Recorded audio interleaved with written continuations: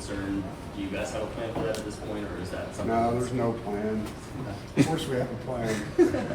Yeah, I mean, it would depend on the health of the team when we get to that point. We haven't made any solid decisions. I mean, we'll be in full pads. I don't know if we'll tackle or not yet. Tomorrow will be our first day doing that.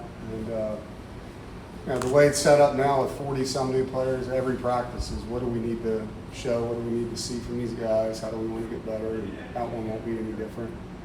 It won't be a true spring game, I guess, you know, where you say you're just going to go play 4 quarters of football. We're definitely going to use situational things throughout to try to make sure we hit everything. Holtz, just your thoughts on him, if you don't mind, sir. Coach Holtz? Yes, sir. I mean, everything that he did for the sport, and I was watching something on TV yesterday about him. It was to the point where they were talking about him when he was announcing games and, you know, in the studio and how funny he was. And I never got to work for him. Obviously, being at a school that he worked at, you hear some of the stories. But, you know, became really good friends with Skip, and Skip would tell me stories about his dad. And just left a legacy, you know, and I think that's, as a coach, the number of people he influenced, not just people that became coaches, but players that played for him and fulfilled their dreams and goals, the impact he had at the multiple places he went, and the type of family that he had, you know, how successful his family was. So you can't say enough. And that's what you hope for, you know. You hope when you're no longer on this planet that everything you did is something that was respected and people have good things to say about your time. And he left an impression. And he definitely did that. You knew you had to reshape the tight end room in the portal, but you also reshaped the wide receiver room. You know, what was it like to be able to add as many guys as you did between those two positions? Yeah, staff did a really good job. You know, I mean, that was an area of high need. You know, a year ago it was on the D-line trying to get more edge players, and this year with what we lost in those 2 rooms, there was a magnified approach because of how many good players left the program.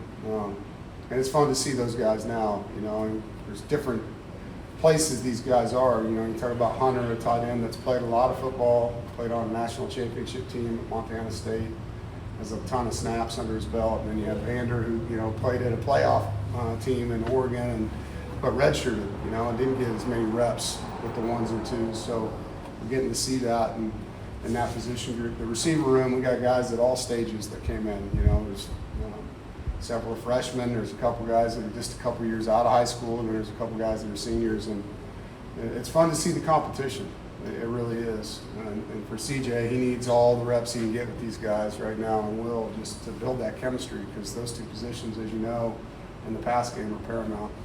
Speaking of CJ, y'all brought in several guys that he's either played with or against, and Right. you know, what has that dynamic been like to see them together? Well, they're having a lot of fun, you know. I mean, it started, we were at a dinner, and one of the last guys came in on an official visit, and they were all at the table together. And my wife and I were having dinner with them, and they were just reminiscing, you know, about Pop Warner and about things that used to happen when they were growing up. And it's cool, you know. It builds chemistry when you have guys that have chemistry already. And at the same time, man, those guys are competitive. Like, they're friends and all that. But when they get on the field, watching King guard those guys, defense to offense, and them trying to beat him, seeing how competitive they are, it's fun, you know. And I think that's the hard part when you're adding 40-plus new players a year, when you add your high school, junior college, and portal guys together. When some of them already have chemistry coming in the door, it does shorten that curve a little bit for the team. You know, in an era where guys can leave and go wherever they want every year, you know, how important is it to have CJ back to his 3rd year in the program? And, you know, Yeah. You know, I don't know how many teams, I know in our league, SMU, but how many teams can say they have a 3rd-year starter at that position in their program? There's not many that do.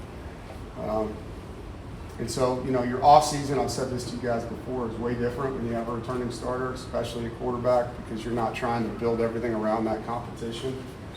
And his ability to lead and get guys together and watch film, go out and walk through plays, run the route tree where he can throw the ball. The team in general, like, he's going to be the alpha of the football team, the starting quarterback. And so when they already know him, they trust him, they respect him, and he's got relationships that aren't just on offense but on defense, it helps a lot. It helps a ton in the offseason. And then for him, he's not learning a new offense. Like, he's literally learning how to take what he knows to another level right now. And so it's been fun. I'm really proud of CJ for the way he's attacking these practices. You know, he's not attacking it like a guy that's a returning starter. He's every day trying to get better and better and improve himself. You know, to the guys on the field that he hasn't played with. On the defensive side of the football, a lot of new transfers that came in this offseason. What have you seen from them, and who's maybe stood out to you thus far? You know, Harvey Dyson's a guy, you know, was a 9 sacks last year and played against really good competition. Played against SEC competition at times and performed well in those games, and you can see his ability. He's a very natural pass rusher, and that's what we were hoping we'd get from him. Popo, you know, really experienced linebacker, has a really good command presence when he talks on the field, understands the game. Dakari Nelson, same thing, linebacker from Penn State, played a lot of football, just mature. You know, you see that King Max played a lot of football, very mature. And so having those guys on defense, it helps because we lost Caden Fordham, who was like the alpha of the defense, right? And so you don't want to just have a young guy in there. You want to have some guys that have had to be in that platform before. And then you have guys coming back that have gotten better, you know, and it's fun to see that. Brian Nelson's really playing well at corner. And so last year he was a new guy, and now he's a returner. And you see his confidence growing, and he's getting better. Jackson Vick, coming off the finish of his season, is really playing well. You know, he's got a lot of confidence. He's using his voice. Teague Anderson's doing that on offense. And so it's a little bit of both. You know, you want your returners to be better than they were and up their game from a leadership standpoint. And then you want your new guys that you were counting on to be able to do that for you. Have you noticed any uptick with guys in the class of 2025 just 2.5 months later since the season ended? Yeah, I mean, like LaCorian Hodge, you can see his improvement. You know, I mean, he was a guy that we got late last year in the second signing class and didn't get here till summer, and has changed his body in a good way. Caden Gordon, same thing. You see him getting better from where he was a year ago to now. Impressed with him. Preston Douglas, another guy, had a really good catch today in our 2-minute drill that have gotten better for us from last year to this year. When you have a one transfer portal window, how does that change you guys' approach? Last year you guys used the spring one really well. How do you kind of go into it knowing that this is what you got to work with? Yeah, I think I told the team this, like, you know, there isn't any, this guy's not good enough or this guy gets injured, get another one. Like, you have to take what you have and you got to get it better and you got to keep it as healthy as you can. And that's really the magic of your practice. You know, you can't, I call it's like NASCAR driving. Like, you drive as fast as you can. You're going around these turds at 200 miles an hour, right? And you don't want to crash the car. Practice is the same. You want to play really fast, really physical, but you want to keep guys healthy. And with one window, it's even more important. You know, you just don't have a lot of time to get them back. What has it been like to have Phillip Rivers around the program a little bit more? Obviously, here yesterday and then been able to visit with him too. Well, I can't speak to it as a recruiting piece, right? Yeah. But just having him with his status, you talk about a crazy 2 months for him. Like, the finishes, plays in a state championship game as a head coach, becomes the starting quarterback at the Colts, right? And then a week later, when that season ends, he's interviewing for a professional football job.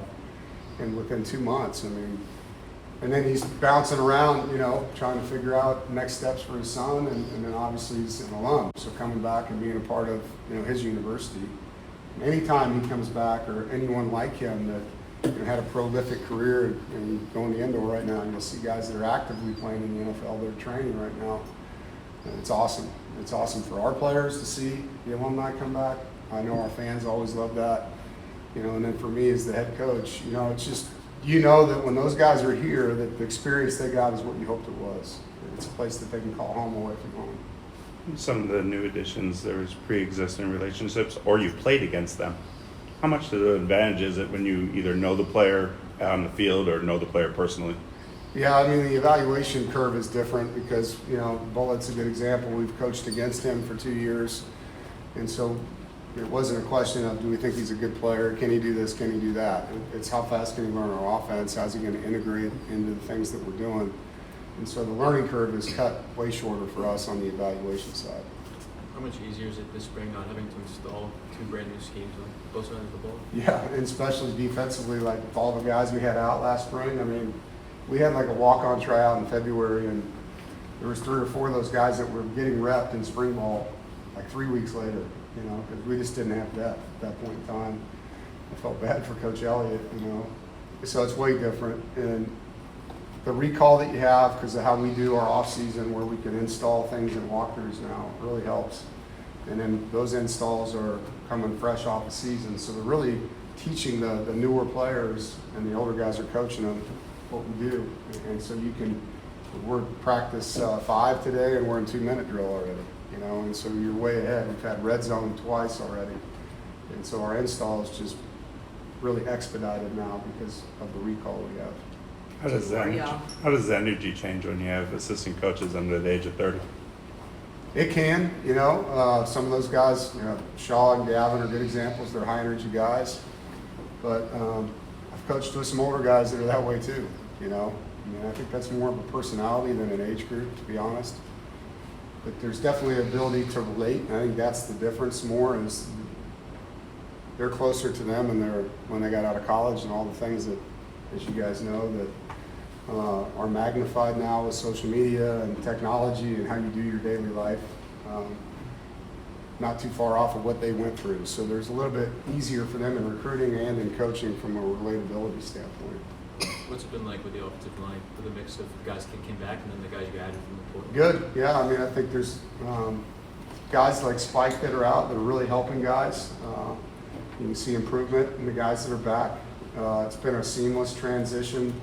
McCrimmon, the left tackle, came in. He's doing a really good job. He's a really smart football player and learns fast. Daniel Cruz, the center that came in from Texas, same thing. Like, they're just plug and play guys. They're really, really easy to coach. They want to get better. So it's, you know, sometimes you get a guy that thinks he knows everything, and that's not the case. These guys really want to learn. They want to get better. They've been really fun to be around. Very good. All right, guys. Thank you. Enjoy your day.